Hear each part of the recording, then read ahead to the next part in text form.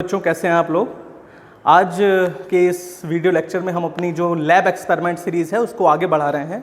और आज भी हम जो एक एक्सपेरिमेंट परफॉर्म करने वाले हैं वो क्लास 11th का एक्सपेरिमेंट है, लेकिन इसका यूज़ आगे आपकी इंजीनियरिंग में, आर्किटेक्चर में और हर उस फील्ड में है जहाँ पर भी नाप जोख की ज़रूरत पड़ती है। Basically today we are going to discuss about vernier caliper. So first you should understand that caliper is not only about vernier. Caliper are very different type of devices. There is a odd leg caliper also. There is a digital calipers, micrometer calipers, Chandler calipers. So there are different type of calipers are present for different type of measurement, for different type of uses. और इसका architecture में तो सबसे ज़्यादा ही use है, specially mechanical में, mechanics में, architecture में, इंजीनियरिंग में। तो कैलिपर्स का जो बेसिक स्ट्रक्चर जो आपके सिलेबस में, that is vernier type caliper, और वो दिखने में कुछ ऐसा होता है। यहाँ मेरे पास दो टाइप के वर्नियर कैलिपर्स हैं आप लोगों के लिए। और वर्नियर कैलिपर्स जो हैं अलग अलग साइज़, अलग अलग शेप में आते हैं। हर एक कैलिपर का अपना एक स्पेसिफिक यूज़ होता है और ये बिल्कुल उसी तरह काम करते हैं जिस तरह कोई भी आपका मेजरिंग स्केल काम करता है। अब इसके ऑब्जेक्टिव क्या क्या हैं, इसकी हेल्प से हम क्या क्या कर सकते हैं। अगर मैं ये कहूँ, ये बहुत ही वर्सेटाइल डिवाइस है, इसका आप इतना ज़्यादा यूज़ कर सकते हैं जिसकी आप कभी सोच नहीं सकते, तो भी कोई बहुत बड़ी बात नहीं होगी। आप इसके पहले ऑब्जेक्टिव समझ लीजिए कि इसके हेल्प से आप या तो किसी स्फेरिकल या सिलेंड्रिकल ऑब्जेक्ट्स का डायमीटर निकाल सकते हो। ये तो एक पहला इसका ऑब्जेक्टिव हुआ, पहला इसका यूज़ या एप्लीकेशन हुआ। दूसरा, इसकी हेल्प से आप किसी भी रेक्टेंगुलर ब्लॉक की लेंथ, विड्थ और हाइट, फॉर एग्जाम्पल आपके पास कोई क्यूबॉइडल ऑब्जेक्ट हो और आपको उसकी लेंथ, ब्रेथ और हाइट तीनों चीज़ें कैलकुलेट करनी हो, तो भी आप वर्नियर कैलिपर का इस्तेमाल कर सकते हैं। यहाँ पर ये मेरे पास एक रेक्टेंगुलर ब्लॉक है, आप लोगों को दिख रहा होगा, ये एक रेक्टेंगुलर ब्लॉक है। ये बेसिकली एक स्मॉल ग्लास स्लैब है। फिजिक्स में, ऑप्टिक्स के एक्सपेरिमेंट में इसका यूज़ होता है, पर इसका यूज़ करके हम इसकी लेंथ, ब्रेथ और हाइट को भी कैलकुलेट करेंगे इसी एक्सपेरिमेंट में। और जो स्फेरिकल ऑब्जेक्ट्स हैं, तो ये हमारे पास कुछ छोटे छोटे बॉब्स हैं जो सिंपल पेंडुलम में यूज़ होते हैं, तो हम इनका यूज़ करके स्फेरिकल डायमीटर्स कैलकुलेट करेंगे। इसके अलावा डेप्थ ऑफ अ बीकर, किसी भी कंटेनर की डेप्थ आप निकाल सकते हैं, और हम यहाँ पर उस कंटेनर के लिए बीकर का इस्तेमाल करेंगे। तो there is a beaker here, beaker भी हमारे पास है, इसका इस्तेमाल करेंगे। और मोस्ट इंपॉर्टेंटली, आप किसी भी कंटेनर या किसी भी सिलेंड्रिकल, परफेक्ट सिलेंड्रिकल ऑब्जेक्ट के लिए, कंटेनर के लिए उसका इनर डायमीटर क्या है, उसकी इनर रेडियस क्या है, इनर डायमीटर क्या है, वो भी कैलकुलेट कर सकते हैं। तो देख ही रहे हैं इसके बहुत सारे यूज़ हैं, 4, 5, 6, 7, आप बस गिनते जाइए और उतने यूज़ वर्नियर कैलिपर्स के हो सकते हैं। तो वर्नियर कैलिपर्स में भी पहले हम देख लेते हैं कि ये कैसे काम करता है, इसकी क्या क्या चीज़ें फंक्शनिंग होती हैं। तो मैंने आपको इससे पिछली जो स्क्रू गेज की वीडियो थी उसमें मैंने आपको बताया था कि जितनी भी हमारी इंपॉर्टेंट डिवाइसेस हैं, मीजरिंग डिवाइसेस, उन सभी डिवाइसेस में दो टाइप के स्केल्स होते हैं। एक होगा प्राइमरी स्केल, एक होगा सेकेंडरी स्केल। बिल्कुल ऐसे ही वर्नियर में भी इस वर्नियर कैलिपर में भी दो ही स्केल होते हैं। एक कहलाता है मेन स्केल, दूसरा कहलाता है वर्नियर स्केल। और पिछली वीडियो मैंने आपको बताया था कि सेकेंडरी स्केल हमेशा वो स्केल होता है जो मूव करता है। प्राइमरी स्केल के ऊपर जो मूवमेंट करता है वो हो सकता है रोटेशन फॉर्म में हो या स्लाइडिंग फॉर्म में हो। तो इसमें हमारे पास स्लाइडिंग फॉर्म में ये वर्नियर स्केल जो है वो स्लाइड के फॉर्म में मूव करता है हमारे प्राइमरी स्केल के ऊपर। ठीक है, तो ये सब चीज़ें अभी हम एक्सपेरिमेंट के थ्रू देखेंगे कि कैसे ये काम करता है। और जहाँ तक इसकी रीडिंग की बात है, तो रीडिंग उसी तरह हमारे पास, फिर से एक बार टेक्निकल असिस्टेंस के लिए आज हमारे पास दो टीचर्स मौजूद हैं। हमारे अजीत सर भी सामने बैठे हैं, राहुल सर भी प्लीज़ सामने ही हैं, और ये लोग रीडिंग्स को बोर्ड पे लिखने में मेरी हेल्प करेंगे। और इधर मैं आपको बताऊंगा वर्क स्टेशन पर कि कैसे हमें इसकी मीजरिंग वगैरह कैलकुलेट करनी है और इसके अलग अलग पार्ट्स क्या हैं। चलिए तो बढ़ते हैं इसके नेक्स्ट सेक्शन की तरफ।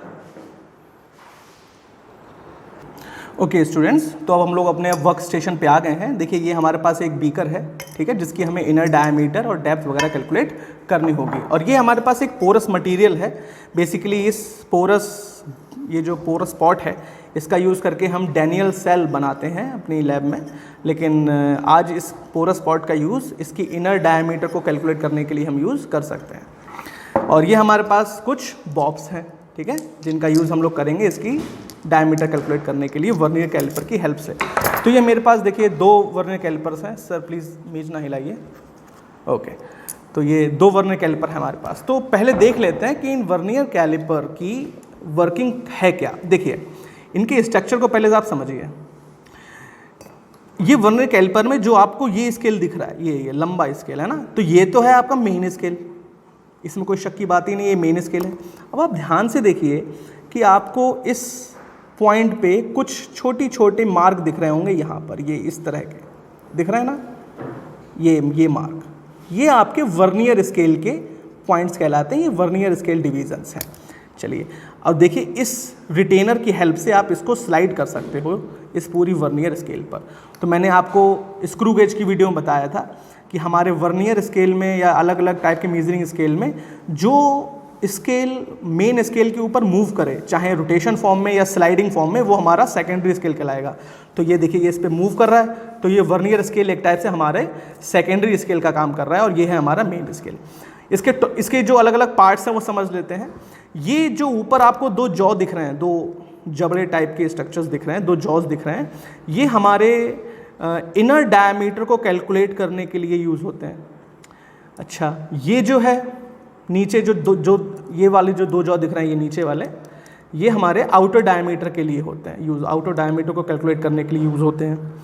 इसके अलावा इस रिटेनर को जब आप आगे बढ़ाते जाएंगे तो ये देखिए एक लंबी सी स्टिक निकलती जा रही है बाहर की तरफ, ये इस तरह, ये लंबी सी एक स्केल टाइप स्ट्रक्चर, ये हमारी डेप्थ प्रॉन्च कहलाती है। इस प्रॉन्च की हेल्प से हम किसी भी चीज़ की डेप्थ कैलकुलेट करते हैं। अब एक एक करके हम देखेंगे कि कैसे डेप्थ, कैसे स्फीयर्स की रीडिंग और कैसे डायमीटर वगैरह कैलकुलेट करना है। तो हो सकता है ये वीडियो थोड़ी लंबी हो। इस वीडियो में मैं ये सोच रहा हूँ कि पहले तो डायमीटर कैलकुलेट करके दिखा देते हैं, उसके बाद आगे आने वाले लेक्चर्स में हम लोग इसकी डेप्थ को और इनर डायमीटर को भी कैलकुलेट करेंगे। चलिए, तो पहले तो आप ये समझ लीजिए कि जिस चीज़ का डायमीटर आपको कैलकुलेट करना होता है, आउटर डायमीटर, जैसे हमें इस बॉब का आउटर डायमीटर कैलकुलेट करना है, तो इसे इस जॉ में फंसा देते हैं। चलिए फंसा दीजिए इसमें इस तरह, ठीक है। जब आप इस डायमीटर में, इस बॉब को इस डायमीटर में आप फिक्स कर देंगे, इसे फंसा देंगे, okay. Now at this point you can see कि आपके मेन स्केल की रीडिंग यहाँ से स्टार्ट हो रही है, इट इज़ ऑलमोस्ट 1.8, और हमें अब ये देखना है कि मेन स्केल रीडिंग के साथ वर्नियर स्केल का कौन सा डिवीजन कोइंसाइड हो रहा है। तो जो डिवीजन कोइंसाइड होगा वो हमारे स्मॉल n की वैल्यू हो जाएगी। अभी जब हम बोर्ड पर पहुंचेंगे तो हम रीडिंग को कैलकुलेट करने का भी तरीका देखेंगे। तो ध्यान से देखिए कि इस पर्टिकुलर कंडीशन में यहाँ पर हमारी जो मेन स्केल डिवीज़न है वो 1.2 पर लाई कर रहा है, और 1.2 के करस्पॉन्डिंग जो 1, 2, 3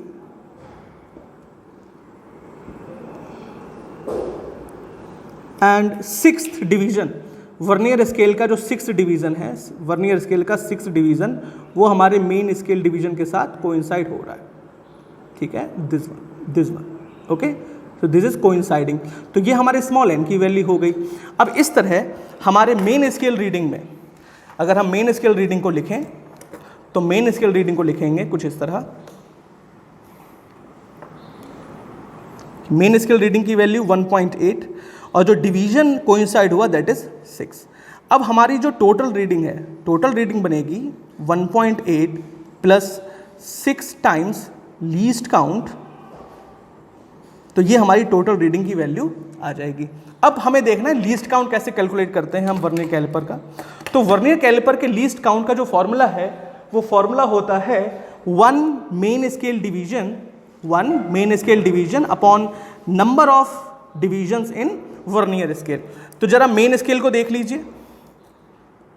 तो वर्नियर स्केल का जो हमारा मेन स्केल है वो एक टाइप का सेंटीमीटर स्केल है। आप देखें,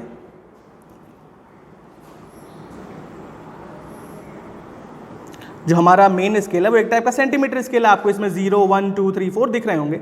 यानी इस अगर हम सेंटीमीटर में डायमीटर निकालना चाहते हैं तो 0 से 1 के बीच में 10 ब्लॉक्स बने हुए हैं, 10 डिविजन्स हैं, तो number of main scale divisions हो गए 10।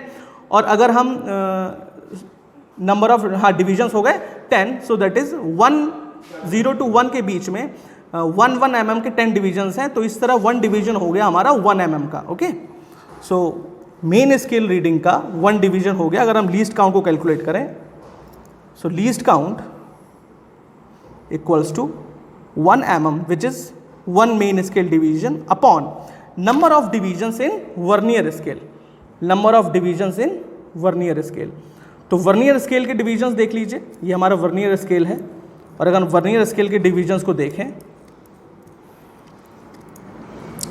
सो वर्नियर स्केल के जो डिविजन्स हैं उनकी संख्या भी है हमारी 10। ठीक है,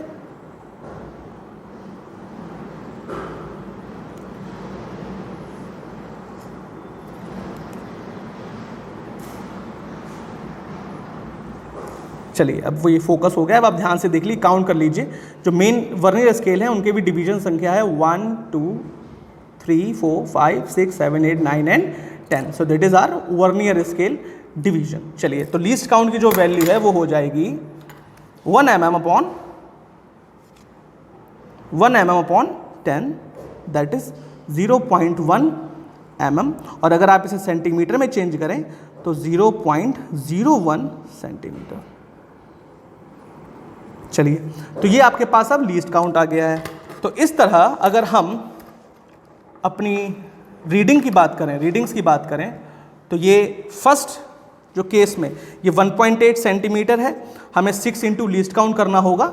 सो that is 1.8 plus 6 times 0.01 centimetre, so that is 1.8 plus 0.06, that is, और इन्हें ऐड करेंगे, सो that is 1.8 and 0.06, that is 681.86. So 1.86 centimeter is the first set of reading for the diameter of this spherical object. अब इसी तरह similar set of readings आप अलग अलग times में ले सकते हैं, अलग अलग केसेस के लिए ले सकते हैं। तो अब जरा हम एक बार बोर्ड पर पहुंच रहे हैं और इसके लिए रीडिंग्स को नोट कर रहे हैं कि रीडिंग्स क्या क्या आती हैं। ओके स्टूडेंट्स, तो ये हमारा अभी फर्स्ट सेट ऑफ रीडिंग जो है हमने बोर्ड पे लिख लिया है, दैट इज 1.8। 6 टाइम्स 0.01 की 6th डिवीजन जो वर्नियर स्केल का था वो मेन स्केल के साथ कोइंसाइड हुआ, एंड 0.06 एंड 1.86 सेंटीमीटर, ये सेंटीमीटर में हमारी टोटल रीडिंग निकल के आ रही है। ठीक है, चलिए, तो ये हमारा डायमीटर निकल रहा है। अब हम इसका नेक्स्ट सेट ऑफ रीडिंग लेंगे। तो नेक्स्ट सेट ऑफ रीडिंग के लिए भी आप इसको इसमें जो है वो अटैच कर लीजिए, ईजिली अटैच हो जाएगा। एंड नाउ easily attach हो जाएगा। and now in this case if you see then there will be a nothing change will be happen in the main scale reading, but still there is a little bit change is possible in case of vernier scale reading। तो अगर आपको clearly reading दिख रही हो तो मैं आपको इसमें दिखा दूं कि जो main scale reading है that is still 1.8, but now the coincide point is 7th, the 7th point is coinciding with the main scale reading। ये ध्यान रखिएगा, सेकेंडरी स्केल का जो डिवीजन मेन स्केल के साथ कोइंसाइड होता है वही हमारा नंबर ऑफ डिवीजन्स n कहलाता है, जिसको हम लीस्ट काउंट के साथ मल्टीप्लाई करके ऐड करते हैं वर्नियर स्केल या किसी भी प्राइमरी स्केल के मेन रीडिंग के साथ।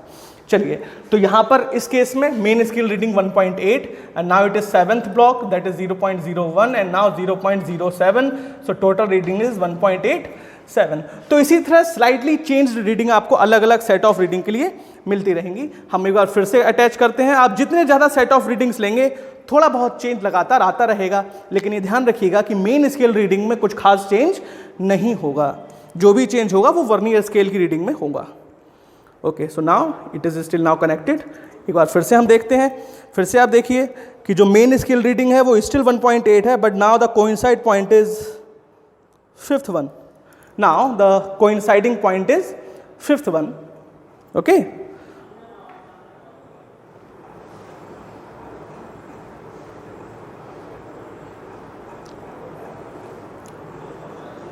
Now the coinciding point is fifth one is here, which is coinciding with vernier main scale reading. So now the next point, the next reading set of reading is 1.8, fifth 0.01 times 0.05, that is 1.85. And now we can take the last set of reading, that by connecting again this same bob in the jaw, in the outer diameter jaw, okay, like this.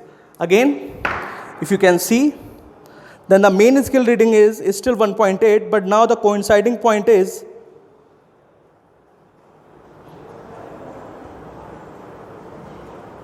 still 6. Now अब ध्यान से देखिए, इसमें vernier scale में this time जो coinciding point है वो 6th division coincide main scale reading के साथ हो रहा होगा।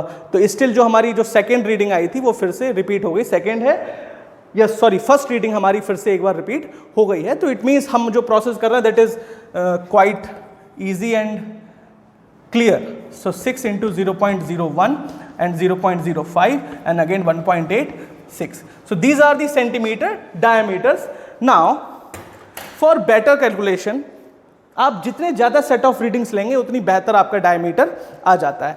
अब ये आपके पास अलग अलग डायमीटर्स आ गए हैं, D1, D2, D3, D4. Now for final conclusion you can take the mean of these D's. So that is D1 plus D2 plus D3 plus D4 divided by 4. So that is 1.86 plus 1.87 plus 1.85 plus 1.86 divided by 4. So the net is 1.86. So after taking mean the resultant will be 1.86 centimetre. आप इसको calculate अपने आप कीजिएगा, यही निकल के आएगा। तो ये आपका वर्नियर कैलिपर का एक सेट ऑफ रीडिंग हमने यहाँ पर कंप्लीट किया, एक एक्सपेरिमेंट कंप्लीट किया, जिस एक्सपेरिमेंट में हमने किसी भी स्फेरिकल ऑब्जेक्ट का आउटर डायमीटर कैलकुलेट किया। अब इसके बाद मैं आपको यहीं पे बता देना चाहता हूँ कि अगर हम इसके लिए इनर डायमीटर किसी का कैलकुलेट करना चाहें तो रीडिंग लेने की प्रोसेस बिल्कुल सेम है, वही main scale reading plus n times least count, where n is the number of division of vernier scale which is coinciding with the main scale. Okay, मान लीजिए ये एक बीकर है और इसकी हमें इनर डायमीटर कैलकुलेट करनी है। तो इनर डायमीटर के लिए हम इस तरह इसके जॉस को कनेक्ट करते हैं लाइक दिस। ओके, इस तरह हम इनर जॉस को कनेक्ट कर देते हैं और तब जो हमें सेट ऑफ रीडिंग मिलेगा वो इस बीकर की इनर डायमीटर को कैलकुलेट करने में हेल्प करेगा। ठीक है, चलिए अब अगर हमें इसी केस में इसी बीकर की डेप्थ निकालनी है या किसी और की इनर डायमीटर निकालनी है, जैसे मेरे पास ये पोरस मटेरियल था, हमें इसकी इनर डायमीटर निकालनी है, तो इसकी इनर साइड के एरिया में हम ब्रॉन्ज को अपने इस तरह जॉस को कनेक्ट कर देंगे। Okay, so like this you can connect the inner jaws, and now by taking this reading you can easily calculate the inner diameter of any cylindrical container. इसके अलावा बात जब डेप्थ की आती है तो डेप्थ में हम इस स्प्रॉन्ज का यूज़ करते हैं, मैंने आपको बताया था इस स्प्रॉन्ज का यूज़ करते हैं। For example we have to calculate the depth of this beaker and then we put our sponge like this.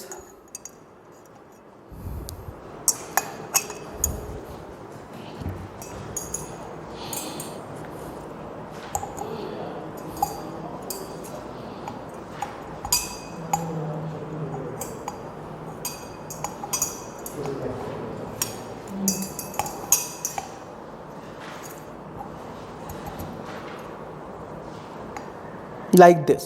Okay, so now at this condition we can take, so now in this condition we can take the reading of our vernier scale. तो अब जो reading हमें मिलेगी वो हमें इस cylindrical beaker की या किसी भी सिलेंड्रिकल कंटेनर की डेप्थ को कैलकुलेट करने में हेल्प करेगा। तो आगे आने वाले लेक्चर्स में हम इस डेप्थ को और इनर डायमीटर की कैलकुलेशन का भी एक्सपेरिमेंट करेंगे। आज की इस वीडियो को हम लोग यहीं रैप अप करते हैं। आप प्लीज़ ये वीडियो अगर आपको पसंद आई हो, आपको एक्सपेरिमेंट समझ में आ रहे हो, तो प्लीज़ वीडियो को लाइक कीजिए, चैनल को सब्सक्राइब कीजिए और इस रीडिंग्स की हेल्प से अपनी लैब मैनुअल को मेंटेन करने का काम फटाफट शुरू कर दीजिए, क्योंकि किसी भी वक्त हो सकता है आपके स्कूल में आपके टीचर्स आपको लैब मैनुअल्स की मेंटेनेंस के लिए, उनको चेक करने के लिए बुला लें। Please have a nice day.